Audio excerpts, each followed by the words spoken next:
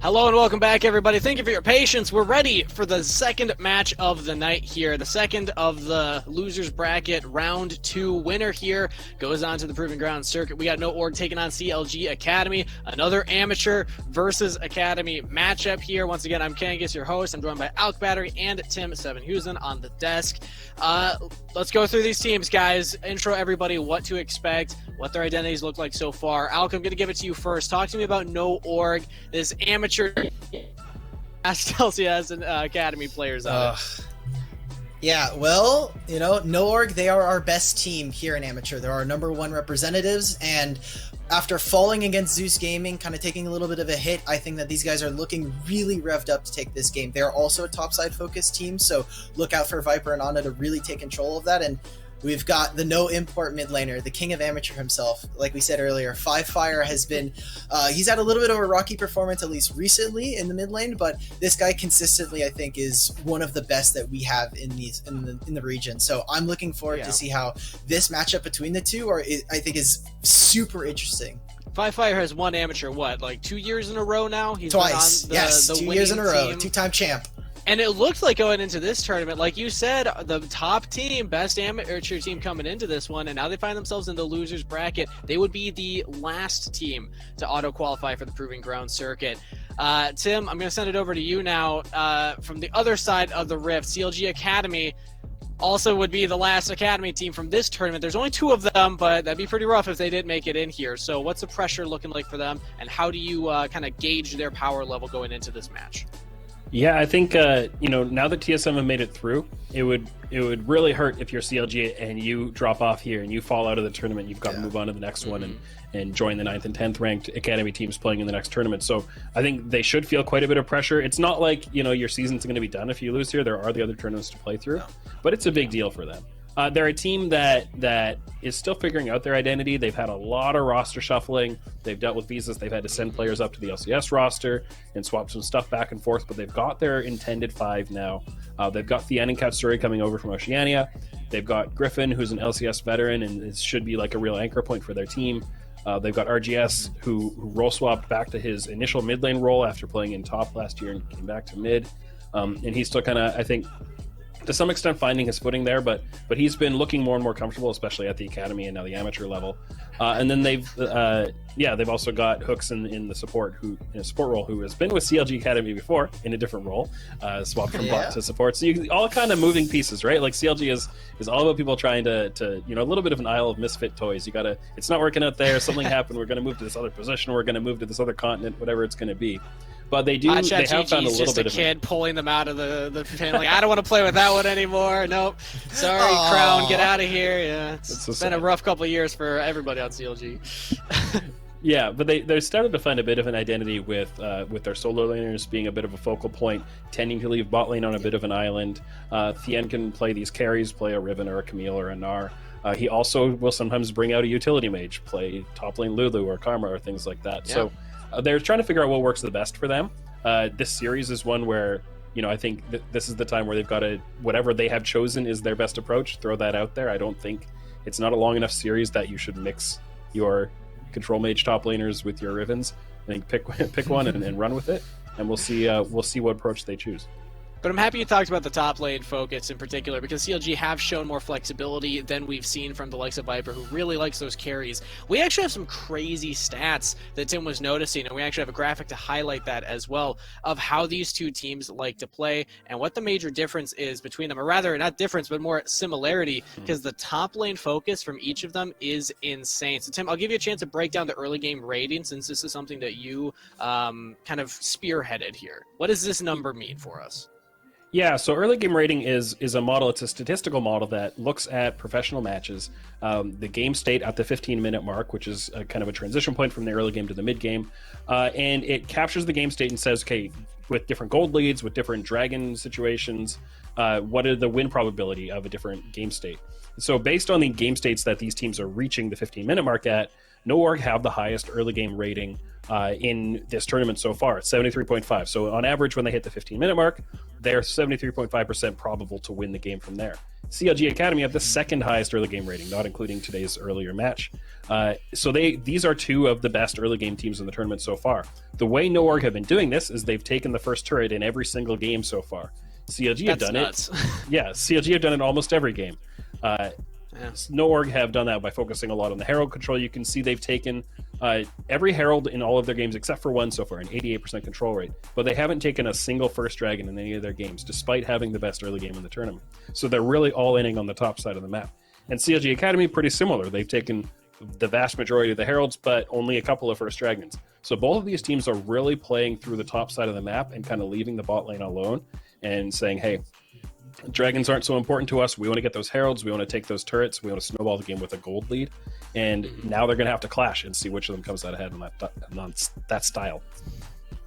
So, Alec, I'm going to throw it to you then. What should be CLG's plan here? Do they answer that top lane focus, keep going for those early heralds and playing around the end? Or do they go, nope, let's go for that dragon percentage that we have the better chance over and maybe play around the bottom half of the map? Do you think that we see these, Lulu's Karmas up top, or do they fight Viper head on?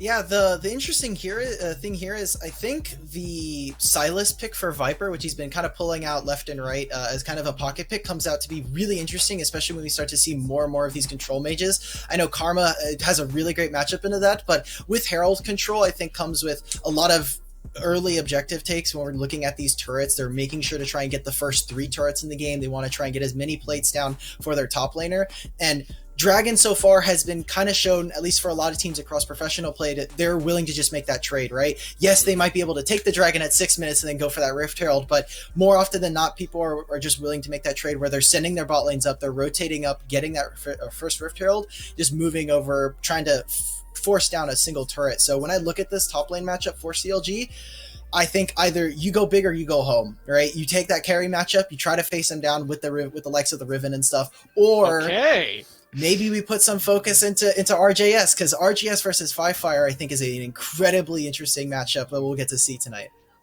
I mean, yeah, wow. I was expecting to say, no, put him on Karma, put him on Lulu, play through the bot side. But, all right, maybe we'll see the head-to-head. But you highlighted the mid lane. I actually wanted to focus on the jungle. We actually do have a graph to show off a little bit of this as well, along with some replays that we can take a look at before we hop into the game here. So we'll try and speed through this one, because these are two very experienced junglers that find themselves against each other. So, Tim, I'll give you a chance to break down, what are the big numbers that we're looking at here, and what do we expect from this jungle matchup? Yeah, I think Anda and Griffin are both very experienced junglers who have had time in the LCS, lots of time in Academy. They know what they're doing. They are very important control points for their teams and trying to pass through the right side of the map to control the things they need to control. But yeah, I think Anda especially is going to be really important for me in this match, because I think CLG had the opportunity to be a little more flexible, but Anda, you can see he can really control the game a lot. He knows how to gank for his solo laners, to get them ahead. He's not necessarily going to play for himself to carry, though I think he can, but I think he's really good at playing for his solo laners, and that's what we've seen a lot of. Yeah, we just picked one replay there of him going topside because that happened a lot. So it just would have gotten redundant to show it happening over and over and over again. That's how they play. But now let's take a look at CLG. We have some replays of how they've been playing. Alec, you noted that there's actually a good amount of synergy between two key players here, that being Hooks and Griffin, and the two of them actually finding a lot of plays themselves. Yeah, this was something that we didn't actually see in their first matchup, but growing into kind of the series and going into against Zeus, they're starting to kind of pick it up. We saw a little bit of it here, and we'll see it against their matchup versus Maryville from last night, but when Griffin and Hooks kind of start to sync up together, this is when I think that CLG looks incredibly strong, right? We're looking at a carry side focused top lane and taking control of the jungle, making sure that there's no focus up there. Incredibly easy once we see him and Hooks. Now, obviously, it's been a little bit of that Tom Kench focus, but I think on other picks like the Thresh that we saw, it's just really dominant style, and hopefully this means that the identity crisis that we were looking at for Counterlogic Gaming Academy, this is maybe a style that they can start to kind of develop a little bit more as they go further and further, right? This isn't just simply trying to pick up wins, but also to get practice under your belt. Make sure that you have those games so that coming into Proving Grounds or going further into Academy, that this team starts to get that synergy that we were looking for. It's going to be an exciting matchup. Real quick, before we send it to the cashers, we got to go over predictions. Alec, I'm going to send it right back to you. Who do you think's taking the series? No Org 2-1. No Org 2-1. Tim, what you think? I was going to say the same thing. I think No are going to take it 2-1. Their solo lane's slightly stronger to me. All right, I have faith still in the Academy players. CLG Academy 2-1. That's my prediction. But we're going to send it over to the casters, Mad Magical and Coco the Dragon, to get us into our final series and see who goes on to the Proving Ground circuit. Gentlemen, take it away. Much desk, and of course Steve stays consistent and goes for CLG. When would he not, right, Coco? We all know that that's how he is. But we are here to be unbiased casters. We are here to make sure that we give the best cast we can between No Org and CLG Academy. Myself, Mad Magical, joined in by Coco the Dragon. Coco, give us a quick rundown of what you think the series is going to be like. Well, it's a do or die, plot for Proving Grounds top 4 in this first Tier 1 tournament of the amateur scene. And neither of these teams, with the record coming in from No Org and with CLG Academy sort of reputation on the line for the year 2021, they cannot take losses here, and they have to be almost formidable and definitive wins, no matter if it is a 2-1 or not. If it's like 2-1 absolute stomps back and forth, that's probably the best record that either of these teams could really go for to transition into the second part of the amateur season. But with whoever coming out on top is, whether it is CLG or No Org, it's going to be an absolute bout of a series. Right, and that's what I think a lot of us are kind of expecting going into this. Is you got a team like No Org that have a lot of players that have played in the LCS, veterans in the scouting grounds before, now Proving Grounds. But the same goes for CLG. They have some names that have stuck around with their organization for quite some time that have been able to make it into the LCS, and that's why we feel this is going to be such an even matchup between the two. But only one of them is going to be able to go on and face against the TSM Academy. That's what's so rough about this one. Both teams have played almost the same opponents as one another and had the same records against those opponents. But now they have to face off against one another and continue those similarities that they have and try to see which one will be able to make it so they get that 4th spot in Proving Grounds. And that's something that I'd have to also carry forward through is the similarities of these teams in their play styles. The analyst desk touched on it, where Griffin and Tien really like to focus on that top side of the map. Same goes for Onda and Viper, as well as sort of their early game performances and their prioritization of getting that lane dominance going into mid-game stages. So for right now, we're going to see if the teams start to draft into those strengths or if they have a trick or two up their sleeves, because both of these teams have played Silas in their recent games this season and in this tournament. So that might be something we could see in the later half of the draft. Fine. For me personally, I'm always a Vygar fan. I know we've been seeing a lot more Azir. I want to see Vygar get drafted. We've got a couple bans for it. Come on, people. Give me what I want. That's all I'm asking. Let's see what else. Yeah. Sometimes it is, like come sometimes. On, blind pick it. Who cares? No. With how these two teams draft, and especially how big of a priority blue side is, you will get like that top priority pick of saying like if you get the Kai'Sa or the Udyr. We might be seeing those in the first B1 stage here for No Org, and then CLG is just going to try and find as many counter picks as possible to make sure that they have that lane presence on lock. And it gives Griffin a little bit of leniency and privilege to focus more on competing for those quadrants of the jungle against Onda, who's really been popping off in the season so far. Well, now that I see Azir being banned there, I know Vygar's not going to be picked, unfortunately. Senna is going to be the final ban. And that leaves up Seraphine, that leaves up Tom Kench. I normally want to play that with that Senna right there. But Twisted Fate is another thing that has been left open. These stronger picks that normally have been so high priority in 11-3 that a lot of people have been trying to ban away. There it is, Seraphine locked in almost immediately on the side of No Org because that was left open. Not too surprising. Yeah, but this also gives that Kai'Sa over for CLG Academy if they so choose. The other one that I'd really like to see them test out, because it is the first game of this best of 3, if they're feeling confident going in, I'd say you can try out the Callista and do something with a Rel combination, but they go with the safe and Old Faithful as for right now with that Kai'Sa Rel pickup, and this gives now the counter pick side for No Org saying, do we still want to throw that Seraphine in the bottom lane? Maybe get that Misfortune Seraphine duo, which is still strong on this patch, but is starting to get nerfed as the changes come in and out. Alistair being hovered is another one of those options that you can go for to make a farming Seraphine. But at this moment in time, I think you have to pick that B3 for jungle to make sure you have that priority, because if you pick something blind here, and you leave up those lane picks for the second half, it just plays into both of these team strengths on just trying to cut down each other's top priorities into that early game. The Alistar, though, it fits far more with what Big likes to play throughout his entire career. You go all the way back to when he first started back in like 2013 through 2014.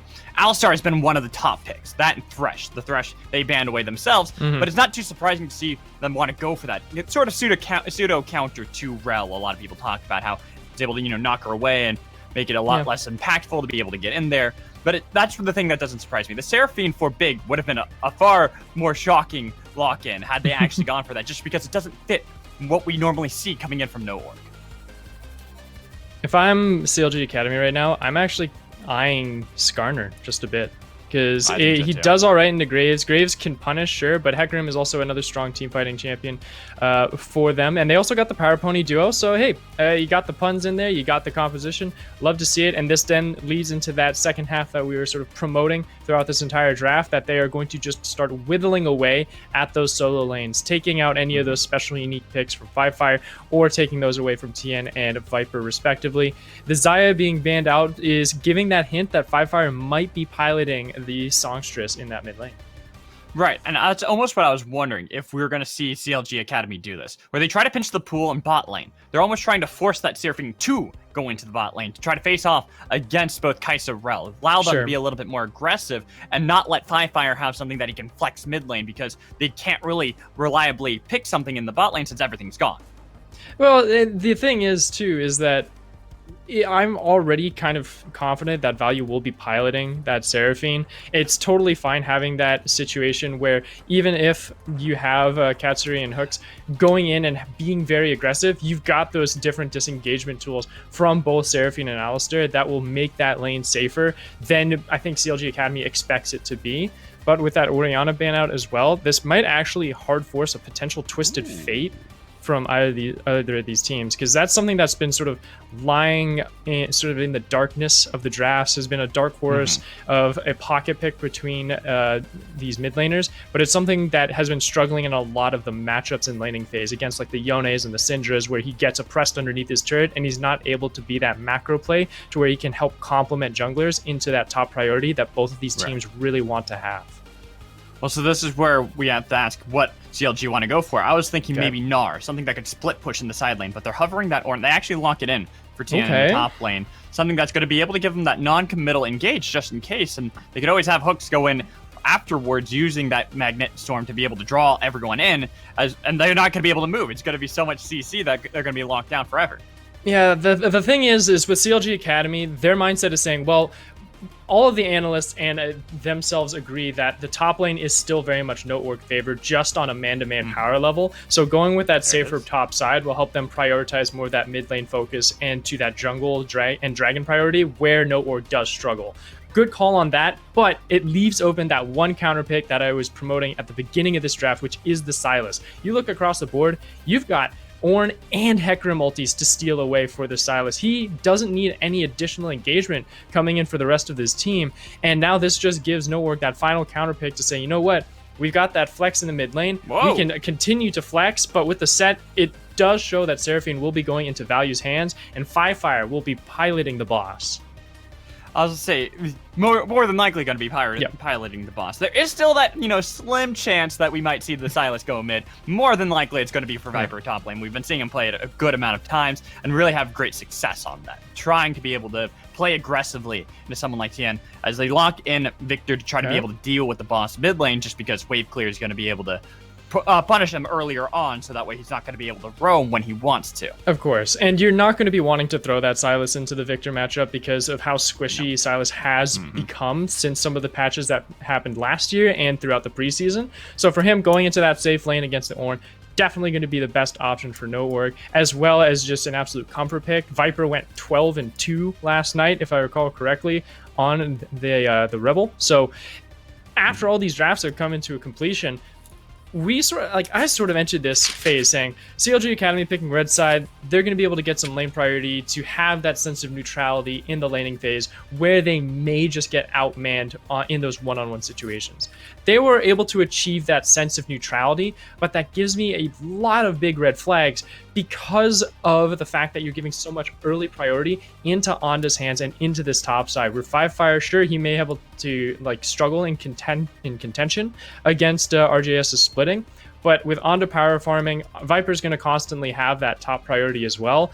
You're just going to be absolutely able to play your game for No Org and just continue to keep this laning matchup of having Viper and Fire in these side lanes, transition value and big into the mid lane with Onda. And once you get to that team fighting situation, the one place where No Org really does struggle, they've got the front line and the damage to tear you apart. But we'll have to see if they're going to be able to execute that as we get ready for game number 1 between No Org and CLG Academy. Remember, whoever loses this best of 3 is knocked out, and they don't get that 4th slot in the Proving Grounds. They got to make sure they're bringing their A game now. The other thing, too, is that even if you do lose out here, you have to go into that second tier 1 tournament for the second chance.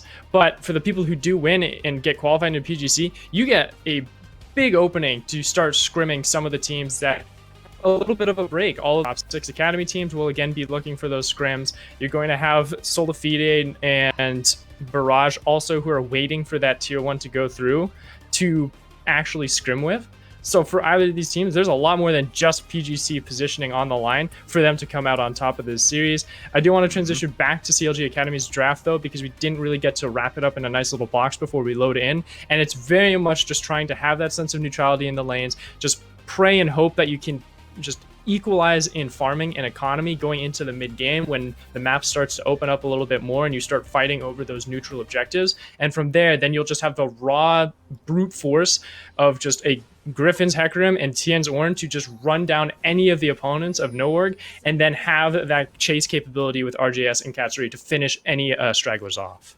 But here we go, Coco. We've loaded up onto the Rift for game number 1 here in the losers bracket. They want to be able to get this first game a good start up against strong competition that pretty much is equally matched with one another. We were talking about that before, and I like that you were talking about CLG Academy and what they can do in this game. Their composition just seems like they need to hold on. They need to make sure nothing really happens, as you can see from the line of scrimmage. I always want my level 1 fights, but it's smart out of CLG with this composition to not even try to have anything like that. Yeah, you want that 5 point. If there was anything aggressive from either of these teams, it would be to late invade or to quickly get some extra vision into the opposing jungler. So for Onda, you can see it on the Raptors already. He sort of peeked in with that ward to see where Griffin will be starting. That's the only offensive play that we will be seeing from these teams. And then you can try and see, well, I might just be biting my tongue here a little bit because Onda and Viper are sneaking into that tri-bush, seeing if they can catch Griffin with his pants down. Well, they do spot him on the chickens, I believe. I believe that ward is just enough of forward so it's able to get around that little corner. And that is sneaky by Anda and Viper. No way. They're just stealing it right out from under him. What a tragedy, man. But Griffin is half health. He can't contest Onda in this bush because he has the disadvantage of the bush play that Onda is just playing around. And because of that, this top quadrant is absolutely Onda's. He could take those Krugs if he so chooses, but he's going to make the safe play, quickly roam down to the bottom side so Griffin can't force that vertical jungling and go bottom quadrants for himself. So we'll grab that red buff and allow Griffin to just at least play a little bit slower, but man, he's choked out of an economy, and this could really help out Onda in not only the early game to help get some top advantage, but maybe to also solo out the dragon, the one place that they've really been struggling. As long as they have that bottom and mid lane priority from Fire and Value really helped and set up, and they can roam in and get some aggressive vision onto Griffin, they might be able to really start making amends where No Org has been slacking. Yeah, it's just so unfortunate for Griffin. He thought he was safe. He thought he was safe because of that ward. He's like, they're not going to invade here now, are they? There's no way. And just sure enough, Anda and Viper are able to sneak their way right in there. That's going to give them so much pressure, like you said, around the dragon. And for the side of No Org, they normally don't play around dragons. They normally play around the lanes, about getting these leads from every individual member. But now they can actually play for the objective game. Yeah. It definitely can. Fire already roaming out, seeing if he can keep an eye on Griffin. Griffin's just sort of, I guess, forced into the bottom lane just to make sure that he doesn't get caught out any bit more to where he really gets oppressed and can't do the scuttle. So hiding away so he can go ahead and take that without any sense of a threat. Good call on him, and glad that Katsuri and Hooks have that lane priority for him to be in that safe space. Though it's just a matter of time here for No Org to see what else they'll be able to grab. I want to see if Onda keeps those timers on the Raptors as well with that respawn, because he knows that Griffin is going to start roaming to this top end, and if he's able to get some priority with Fire and they can peek in and force him away from his jungle camps once again, that's going to really start to twist the dagger into CLG Academy's early game strategies. Yeah, look at that. He's going right for those Raptors, There it but doesn't is. realize Griffin's nearby. Oh, Big's here Finally too. gonna spot him. Gonna be able to get a little bit of damage, but keep in mind that Hooks is on his way. They're trying to see what they can get. They've got both supports here. They draw back in RJS. He's had a flash wave flash coming in from Onda, trying to see if they can follow it up. He's got one more shot that he needs to be able to get on him, but he's going to be able to survive as Hooks is being able to take up a lot of damage for the side of CLG Academy and keep the mid laner alive. A great counter roam there coming in from Hooks to help deny any aggression, but Tien and Viper are playing really close to chest on the top side of the map. They might have to just disengage and chug up on some potions for that accord. But for now, that reset coming in from RGS and the force TP allows CLG to have this mid lane pressure and give Griffin a fresh breath of air. The top side, I was a little bit more worried for Tien than I was for Viper because Silas always has that pseudo tankiness to him. Do You not talked about how he's disrespect the squishy. grasp of the undying procs for more. Exactly. Those slaps. That's true too, but never disrespect Kingslayer either, and how much you can heal back from that when you're below 50%. That's the thing. It's like both of them have ways to be able to heal up back, and that was always the problem when fighting with one another, which is why I would have been a little bit surprised had they actually gone for the full engage. But I kind of want to rotate back our attention to the two TPs that have now been used. Viper in the top side, and then RJS in the mid. RJS forced to use that just to be able to keep up with CS against 5 Firewall. Viper is using his to keep a lead over Tien. It's also for that mid priority to make sure that they can have a sense or a pressure point to collapse on and make sure that there's no objectives really being hard forced or hardly engaged on by No Org, who has just constantly been just sort of outperforming the jungle situation. Fire again trading, seeing if he can force Hooks and RGS away from this lane, but it's totally fine because he still has that TP in his back pocket, and even if CLG decides to really hard push out this mid lane so they can get that vision control on the Dragon Pit and in this bottom lane, he still has that TP in his back pocket to come in, flank in from either of those lanes or from a secret ward that Big might be able to throw down to help out when those objective contentions arrive. That's probably going to be soon, because you can already see that you got Anda on the bottom side of the map. Same with Griffin. They want to be able to fight around that Cloud Dragon. Would help out the side of Griffin, obviously, Hecarim, movement speed, blah, blah, blah. But that's not really the important thing. It's about being able to get that priority in both mid and bot and utilize that to find those proper picks. And I mentioned how with the neutral lanes that CLG Academy had drafted, one of the key words that I reiterated was praying that they had economy advantage, or at least economy equality, where they are able to get to mythic items just as quickly as No Org, but man, they might not be able to get that with this pressure from unfortunate for RJS. First blood for 5Fire. He dragged him all the way back, and I was just about to say, I'm like, 5Fire is playing with fire. He's not afraid of having two people mid lane and essentially got a solo kill there. Yeah, that was a guaranteed solo kill, and Onda just came in and hit the smoke screen for the assist, being able to pick up some extra gold for himself, and he's going to be able to grab a bucket of chicken on top of that. Go ahead and get a KFC sponsor for the Raptors, is taking that one away from Griffin. It is just absolute dominance coming in from these solo laners, and it was that big concern. Yes, you get that lane neutrality, but you're never really going to be able to try and fight for this river priority at any moment's time unless Griffin really gets that upper hand against Onda. But as the early game performance was, with the red buff being stolen away with that late invade from Viper and Onda on their side, there's no way that they can try and come back in a few moments' time, but maybe they can get a kill on the top end. Trying to see if they can take down Viper. They do, pretty easily. Not too difficult there. I mean, like you mentioned before, Silas is fairly squishy, so if you're able to lock him down and he can't use Kingslayer, well, he gets blown up. Yeah, it's no worries. A little disrespectful from Viper being that far up, but and having the well played from Griffin. I think he had a ward there too. No, even the ward placed there wouldn't have spotted him out in time because Hecarim just moves too fast. Yeah, it's just slightly out of the deactivation range. But hey, TP from 5Fire. This is the flanks we were talking about for this mid laner to try and get a pinch on anyone that's a little bit overextended. And now I like this. I was saying it was Viper disrespecting, but it's definitely Tien now. Yeah, very much so. He's using his ult to try to see if he can fight against Anda. He's going to be able to get the knock-up underneath the turret. Flashed in for, trying to see if he can take it. Solo kill for Anda, though. Unfortunately, Tien was not able to get that last slap. Unfortunate tragedy right there, and the kill onto No Org is really going to help out going into the next few minutes and get to that mythic item. But man, the action does not stop. Does not, and they're going to be able to use the charm, get the cleanse out of Katsuri. Going to be able to get out of that one, not having to even burn his flash. Yep. Griffin peeking into this bottom side. This might be able to help make sure that they have some dragon priority, because from all the kills that have happened across the map, No Org really has the tempo to try and reset and get some extra pressure into Griffin's jungle. And Thankfully for him, he's trying to make sure that that will not come into fruition as the entire team sort of rallies behind him just in case Fire tries to fight off more than he could chew. As a matter of fact, he might have for just a little moment as RGS is able to poke him out.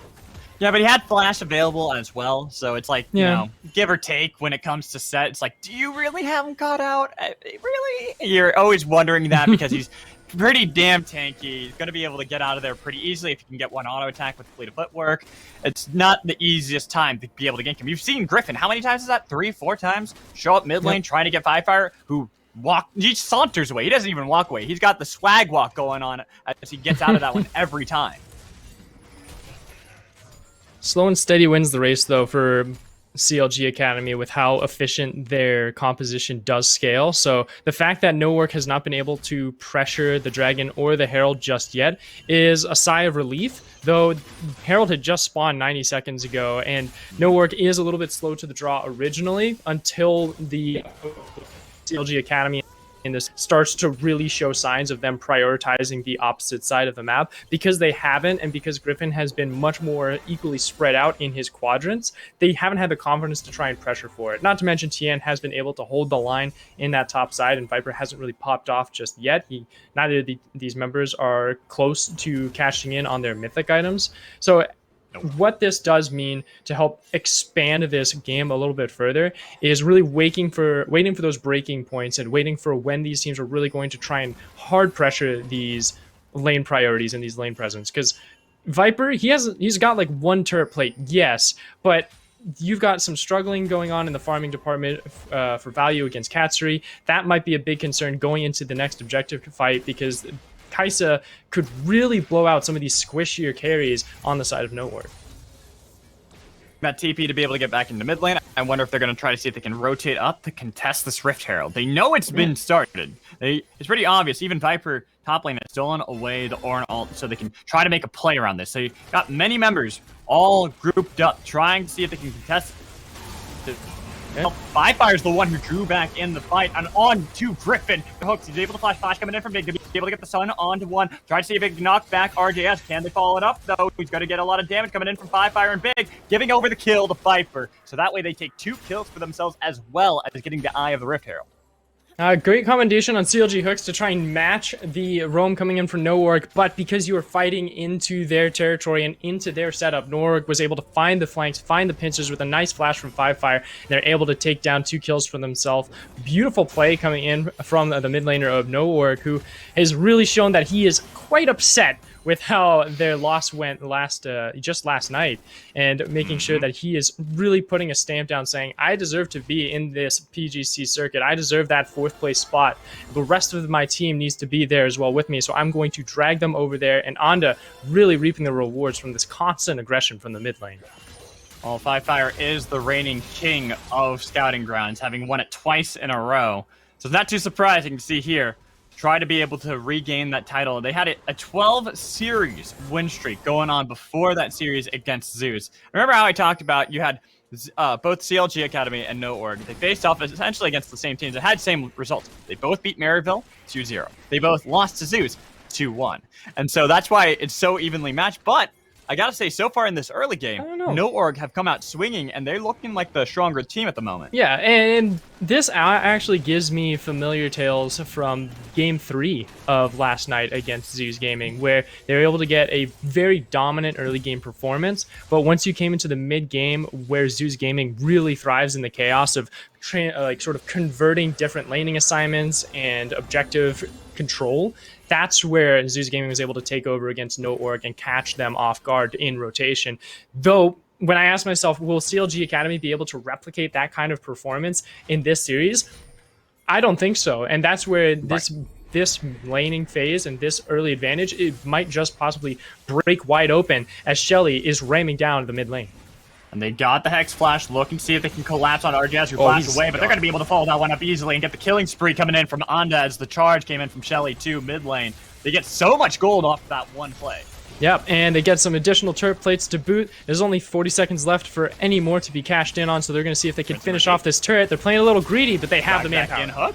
Hooks, you're not as tanky as you think you are at this point of the game. Firefire annihilates them with that Haymaker punch. But you can see there's still the attempted flank coming in from TM. They're getting a lot of damage. They're going to be able to get the flash out of Viper to be able to survive from the fight. But here comes Katsuri. He's locked down, but finally they're going to be able to get the kill they need to onto the cow. The flash coming in to try to see if they can chase down Kai'Sa. They throw it back in and get the killing spree. They take down more. Only Tion's left, and you know he's not long for the world. Double kill coming in from Viper. Oh my goodness, we were just talking about how if CLG Academy would be able to replicate the chaos or the follow-up of Zeus Gaming from last night, and already I'm definitely giving myself a big old no on that one. Is No Org is able to continuously backstep and have the upper hand in every single fight that CLG Academy has been scrambling to try and win.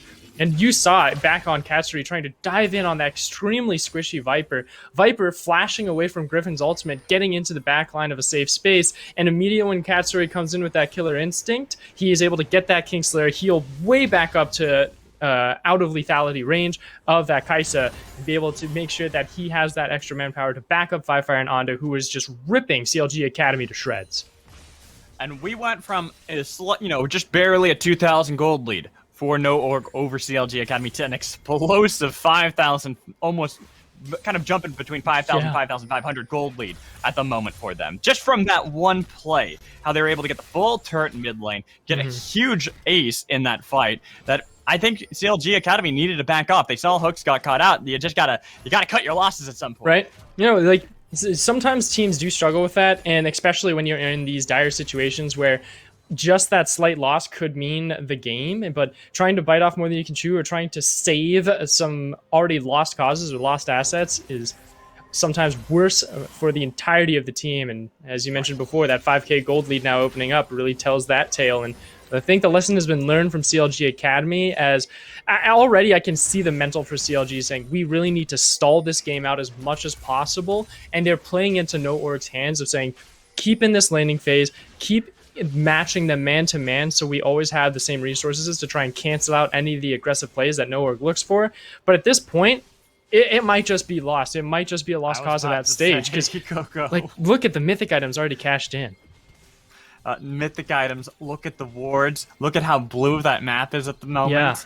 Where are the members of CLG Academy supposed to go? You can see RJS all the way back at the tier 2 turret mid lane, just getting chased underneath between the 2 and 1 turrets, trying to see if they at least get the call of the Forge God from Viper to be able to get the knockup they needed to on the Hooks as they blew up Katsuri. Because again, where are they supposed to be?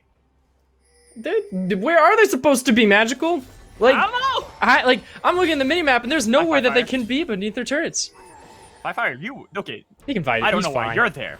Yeah, I agreed, but why is he there? Hey, he's angry, man. He is very upset, and that's what I love to see when Firefire gameplay is just like extremely rage mode, and this is the rage mode I want. RJS, you're 0-3, about to be 0-4 because they got the Haymaker punch, and they even drew back in with the showstopper to get the killing spree for Firefire. And all that opening up, look at what's coming up in just a minute, and a perfect time for the rest of No Org to just take all of the camps in the bottom jungle and then hit that reset button for them to prioritize that ocean dragon that will be spawning in just a moment's time. And at this point, this is where, force it out, get the jungle, reset. If you stay out a little bit longer than a few more seconds here, I'd say No Org is playing a little greedy, but they are making the right call, hitting that reset button from Viper and Big. They're a bit greedy, as you can see, looking for that Haymaker punch. Going to be able to get the Magnetic Storm to be able to draw away from Katsuri to be able to survive. You're sacrificing your life so that way your carry can survive. I understand that. Yeah, I respect that one, but even with that greedy play coming in from No Org, it's also a position that CLG could not try and challenge that contestation at the Raptors whatsoever. And now you also have that Rift Herald spawn. Anda is absolutely confident of saying, you know what? Get that vision control set up right now. I'm going to clear out his top end, make sure that he has nothing to come back to when he comes home.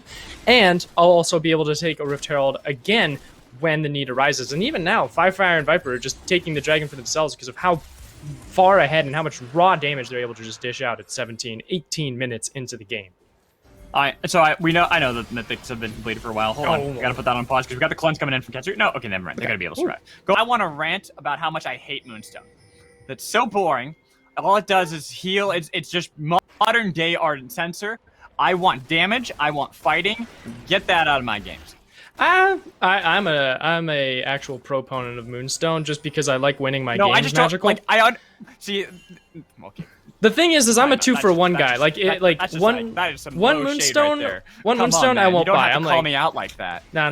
This is something where like when I'm watching scrims and I'm watching setups where we're practicing like Seraphine, or I'm getting ready for Clash and I'm thinking, oh, what niche like composition can I dish out? I'm thinking, oh well, flex Karma and Seraphine together and just do double moonstone. Like 2 for the price of 1 is just an absolute get deal, that my out man. of here! No, I hate it. It's so boring. I want fighting. I want damage. I want action. I Well, don't we've been want getting healing for hours on end. well, we've been getting a lot of fighting today right now. Like if you have just that because Value flex hasn't up, been like involved in most of this. It's been around Yes. Anda and Five Fire. Look at their score lines. Yes. That's damage. I like that. and that's what I love to see as well. These just absolute dominant players. The 2 players that we really want to see performing out of their minds this series are the ones that are with immaculate kill streaks. And is that top half of No Org from Viper, Onda, and Five Fire with these amazing kill, like these KDAs, really helping padding those stats. I'd like to see how those graphics start to look coming into Game 2, because even though it looked pretty even between No Org and CLG Academy, I think that's going to be a little bit different next match. Imperial Mandate Alistar, is that a thing? Keep that on the back of your mind right now, as Viper had to go golden with the TV coming in from Five Fire. It's Fast Boy going in on that one. They got the Kingslayer to be able to get a lot of health back, and they're trying to see if they can get the kill. 40, and he's going to be able to deny that, though, and they turn it around in the 1v1. Now, Hook's underneath the turret. He's getting dove. Where can you go? You flashed away. You're exhausted already. They got the punch they need to for Onda to be dominating in the fight. You can see that the 2 other people on the side of CLG Academy, they know that it's all lost. They're just trying to get some gold at this point. Yeah, and that's just another expectation of CLG Academy, really just making those Hail Mary calls, saying, hey, maybe No Org finds a little slip up here, maybe they don't get through this skirmish as they think, and we might be able to find a couple shutdowns here or there. That is definitely not the case. They have broken open this game to a 9,000 gold differential, and with this Baron power play, it's going to jump up into those double digits of that gold discrepancy. Though, just to quickly answer you for that itemization, it is Shrelia's Reverie. There's a little change with okay, Vandal that Blast makes more Mirror. sense to me. That makes much more sense to me. I was Yes. I'm like, wait a minute. Is that Yeah, but there's Imperial not much Mandate? summation. I'd have like, respected there's- the hell out of that, though, because imagine that. Yeah. Like, you get the headbutt pulverized, and then you just nuke them. Yeah, just nuke them. Well, you can still do it with Shrelia's Reverie. You just get to nuke them faster. You're just sort of speed running it. Though Well, at yeah, this that's stage, true. like we're at this point where that you could run Imperial Mandate because of Yeah, how you far could. ahead they are. Like I You said, they're in could. the double digits now in that K discrepancy. But there's not much analysis to go into these scraps either, just because it's just full-on stat checking. Like No Org walks into the jungle, CLG Academy says, hi, how many items do you have? No Org says 2, CLGA says 1. You know how the rest of the story goes. I haven't read that far ahead. I'm still, like, on chapter, like, I'm 8. sorry. Yeah, Spark notes it. You'll be Oh, fine. okay. Maybe that's... Man, I always am bad at procrastinating. But right now, we see the push coming in mid lane from No Org. At this point, feels like it's one of those games where CLG Academy kind of know it's over. They're pretty much just going to the drawing board. You're delaying the game just so that way you can figure out the strategies, what to do in the next game. Because that's the great thing about best of 3s, best of 5s. Sure, lose some games pretty brutally in the early game. Even if you're trying to see if you can defend your base at this point, you're trying to figure out how you can fix those going into game 2. What went wrong? Was it the draft? Was it how you played the early game? Did it all boil down to Anda being able to get that early invade, steal away red buff, and triple buff Griffin immediately? Yeah, and I love that No Org is doing this formation with the 4-1 split. Oh, Five Fire getting a little greedy there, but making He's sure got that his stairs, cannon man. minion He's got to be is fine. making sure the cannon minion's safe. I'd expect, but here we go. They found the opening. They've got the Herald. They're looking for this game.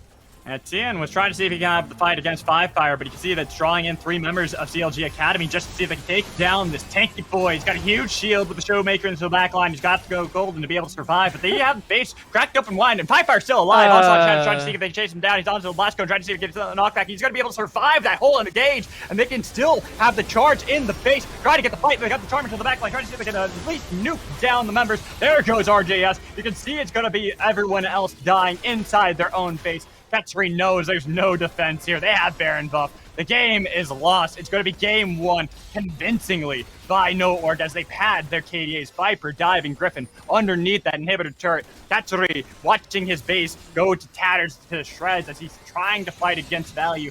Not really working out too well. Are they just going to let the minions end this game at this point? I wonder if that's going to be the whole idea as I continue to talk while they're still looking for the dive underneath the fountain. It's going to be the revive coming in from Mooks. Finally, the game is over.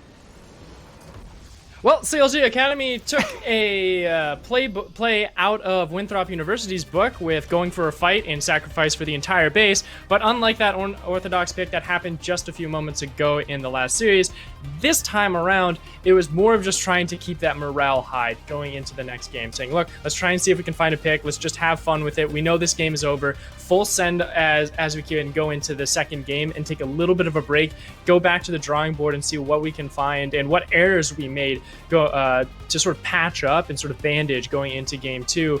And it's sort of weird seeing the patch up and the bandaging because we here in North America really do not like band-aid solutions. We need something that's a full stitch up or a possible reconstruction, and I think that's what CLG Academy is going to need going into the tail end of this series. Gonna have to figure out whether it was draft, whether it was, like I said, that early invade that came in from both Viper. And I feel like from that moment, that was really what it was. The draft didn't seem too bad to me. And just looking at it, it was too passive. It was like right. way too I was about to passive. say that's the only problem with it. And had they been able to deny Enda and Viper immediately, probably would have actually been a bit better, in my opinion. Mm-hmm. It's like what, like where do you play through? Like in that comp, which lane do you play through? The one answer is bot lane. But it's Seraphine Alistar. How are you going to kill that? And just like you said, Moonstone makes a game boring. So it's very hard to actually get any sense of priority in that lane. I think you actually do have to ban out that Seraphine or something that you have that turret diving capability. I'm looking at potential Gallios. I'm looking at, well, maybe Pantheon, but unfortunately Pantheon's been nerfed out lately. But some other additional turret divers to really help out CLG Academy in the early game so they have at least some like diversion or formation to fall behind in those early stages so they can go into mid-game with some more confidence. I know, a weird one. Hell, Elise has been played a couple times. I know Anda's played that. Sure. Rek'Sai has been making her way back in slowly into the meta. Jarvan has been played, but I wouldn't really consider that like super early game. Nidalee is something that we might be able to see. I'm just trying to throw out ideas, things that could maybe contend in the early game and be able to help them out, you know. But I feel like we've talked it enough. I think that we should get back to the desk just so that way they can break that down and they can talk about what went into that game and really why it was just so devastating for CLG Academy right out of the gates and how No Org were able to convincingly stomp in game 1 of this best of 3. So Genghis, why don't you take it away for us? Well, Magical, you said it yourself. From the get-go, things were looking bad there for CLG Academy from those early plays coming out from No Org. Tim, I'm going to send it to you right away. Break down what happened in the early game and how that really started to fall apart from CLG right off the bat. Well, it started with that level 1 play, right? With the invade from Viper and Anda to start on the enemy red buff while Griffin was starting on his own Raptors. They couldn't really handle, like, it just delayed Griffin's pathing a little bit. Anda cut straight through mid, went to his own bottom quadrant, cleared that, kind of confirmed the 3 buff and the start and all that. And I think that really kind of set a bit of a tone for the game, that No Org had this start and had the advantage from the beginning, and CLG were on the back foot from there on. And I think with the comp that they had, the casters called it out. You know, it was a bit of a passive early comp, and they didn't really have tools to force their way back into the game. And I think that was okay to some extent. They could afford to wait a little bit, play the early game kind of slow, and look for the big team fights later. But the game just got accelerated on them after that, and they couldn't really find a way back into the game from that point on. Yeah, No Org are notorious for having these amazing level 1s. They always try to kind of change up the game at the beginning because, like you're saying, if there's any time that you can create that advantage or put your opponent already at the back foot from the start, it basically can kind of confirm or basically end games before they start. And this is what we saw here today.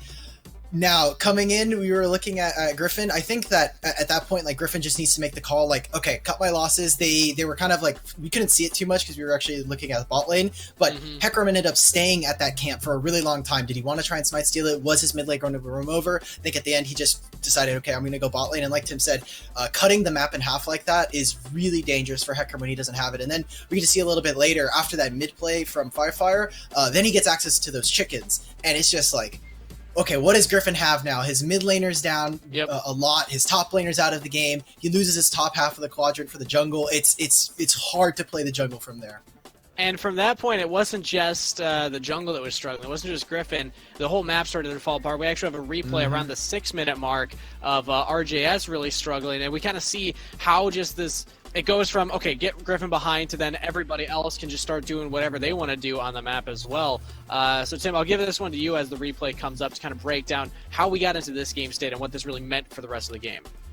Yeah, I think the fact that Firefire was able to crash these waves like this and be so bold that he could just walk under the turret, ult RJ House out from under it, and Anna's just there to finish the kill. Like, I'd have to watch more closely, if there was some kind of pro view available, which there isn't, but how the lane got to this state. I know there was a little bit of scuffling around there, and RJS ended up in this position where he's so low health under his tower.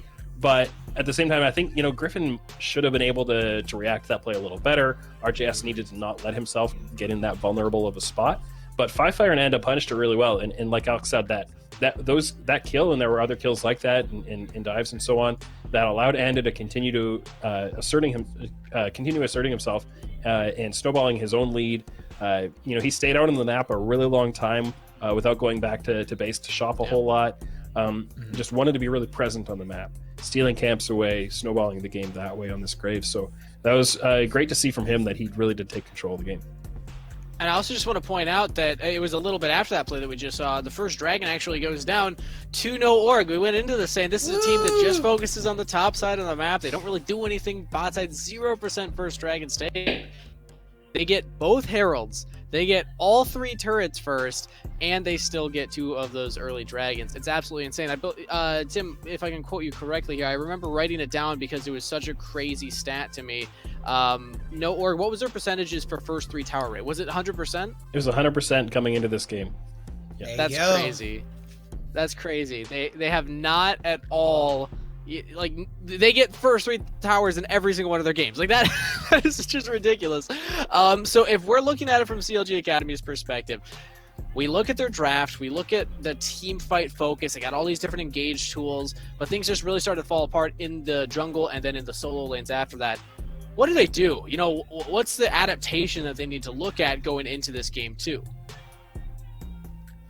Yeah, I think, Tim, I'll throw this one to you. I think, I think CLG coming into this series, we said like they were a little bit more flexible in the sense that, they could try to play through bot, they could try to play through mid, they can try to play through top, and they have kind of, they've done different things with the end. I think this is the point where you say, I also say coming into this game, I think they should probably pick their best strategy and run with it. But that one clearly didn't work out. So switch it up. I'm going to change my mind. Try to play through the top side, try to match Viper. Not let him walk over that matchup. I also think like something pretty important is Firefire is a player who can snowball really hard in either direction. You can have him really pop off in snowball games and get these massive kill numbers, but he can also end up in some games. We haven't seen it for a little while as much, but he can have really high death numbers in games too, and seem like he's getting picked on or getting tilted, whatever it is. I think drafting something a little bit more assertive for the mid 2v2, the mid jungle 2v2, and trying to punish Firefire. Like, you can't have a matchup where he gets you under your tower so much like that. Yeah. So something different in draft to target that matchup more, I think, would probably be a smart call. And Victor Heckram can't really stop what Set was trying to do that whole game. Victor feels really good in that composition. Like, I'll just say, all right, like, we were coming in, we're like, okay, Victor feels pretty good. You got a bunch of champions that are coming towards you. You get to drop the Chaos Storm. It feels great. But you actually have to get there. You have to get to that point where Victor is a champion. And at that point, it was already way far gone. We see this happen with No Org. Yeah, sorry, Tim, go. I was going to say, I wanted to shout out another thing in this while we still have time, is that another really important part of this game was that, the bot lane, it seemed like CLG wanted to play through their bot lane, but it was actually, they didn't manage to do anything. Kai'Sa Rel can be a kill lane, but they couldn't really do anything this one. Big got to roam a lot. And if you look at, how much he moved around the map, he was part of those mid lane plays. I think we have a heat map of Big's movement on the map. He, was up in that mid lane area quite a lot. This is pre-15 minutes. Yeah, pre-15 minutes. Yeah. Oh. So his ability to get a lane, big deal. And you can see the pathing coming straight from base, so it wasn't necessarily he was always going straight from bot side to the top. He would reset, run mid, go bot, reset, run mid, go bot. He's just very calculated in his plays. Really awesome to see that from a roaming support. And when you have the Seraphine, yeah, you can just leave her on that island. Let her play safe, farm from far away. We do have one more replay that we want to show off here, just because I play a lot of TFT these days, and Set is one of my favorite. I'm a big Bruiser player, so we want to show the ending play here right before the end of it, because this is no longer League of Legends Set. This is full odd TFT Set. 5Fire absolutely popping off in this final play, and CLG Academy throw everything at him and just cannot get the kill. As I'm vamping here, I'm not sure if we're going to get the replay actually, but just if you remember the play. You just wanted to bully CLG. Come on, man. I thought you literally have the Afro jersey right behind you. I do still have the Afro jersey behind me, and I did still predict them to win. I said it'd be a 2-1. It's still possible. In game 1. Okay, I see it. I'm not feeling as confident about it. Okay, we do get the replay here. Like, look at this. It's 1v4. This What's is 1v5? This is 1v5. They cannot kill him. Yeah, it's nuts. He gets his ult off, he runs back, heals back up. He's like, all right, I'm just going to chill in my corner right now while you lose the game. So that pretty much sums up the entire game from CLG's perspective. They just could not get a foothold into it. But we are getting ready for game number 2 here. No Org find themselves up. They need one more win to guarantee that Proving Grounds circuit spot. CLG Academy need 2 in a row to not be an Academy team that gets pushed with the 9th and 10th place Academy teams in the next Tier 1 tournament. We're going to send it back over to the casters. Coco the Dragon Magical, take us home.